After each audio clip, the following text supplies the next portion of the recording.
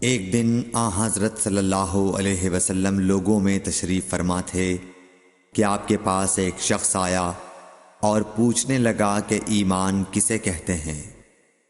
آپ صلی اللہ علیہ وسلم نے فرمایا کہ ایمان یہ ہے کہ تم اللہ پاک کے وجود اور اس کی وحدانیت پر ایمان لاؤ، اور اس کے فرشتوں کے وجود پر، اور اس اللہ کی ملاقات کے برحق ہونے پر، اور اس کے رسولوں کے برحق ہونے پر، اور مرنے کے بعد دوبارہ اٹھنے پر ایمان لاؤ۔ پھر اس نے پوچھا کہ اسلام کیا ہے؟ آپ صلی اللہ علیہ وسلم نے پھر جواب دیا کہ اسلام یہ ہے کہ تم خالص اللہ کی عبادت کرو اور اس کے ساتھ کسی کو شریک نہ بناؤ، اور نماز قائم کرو، اور زکوٰۃ فرض ادا کرو، اور رمضان کے روزے رکھو۔ پھر اس نے احسان کے متعلق پوچھا۔ آپ صلی اللہ علیہ وسلم نے فرمایا، احسان یہ ہے کہ تم اللہ کی عبادت اس طرح کرو گویا تم اسے دیکھ رہے ہو۔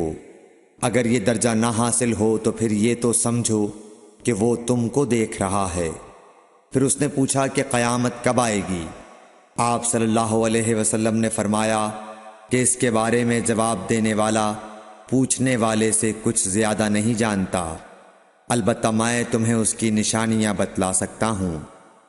وہ یہ ہیں کہ جب لونڈی اپنے آقا کو جنے گی، اور جب سیاہ اونٹوں کے چرانے والے دیہاتی لوگ ترقی کرتے کرتے مکانات کی تعمیر میں ایک دوسرے سے بازی لے جانے کی کوشش کریں گے، یاد رکھو قیامت کا علم ان 5 چیزوں میں ہے جن کو اللہ کے سوا کوئی نہیں جانتا۔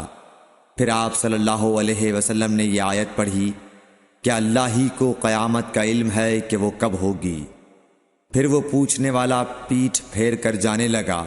آپ نے فرمایا کہ اسے واپس بلا کر لاؤ۔ لوگ دوڑ پڑے مگر وہ کہیں نظر نہیں آیا۔ آپ صلی اللہ علیہ وسلم نے فرمایا کہ یہ جبرائیل علیہ السلام تھے جو لوگوں کو ان کا دین سکھانے آئے تھے۔ صحیح بخاری حدیث نمبر 50۔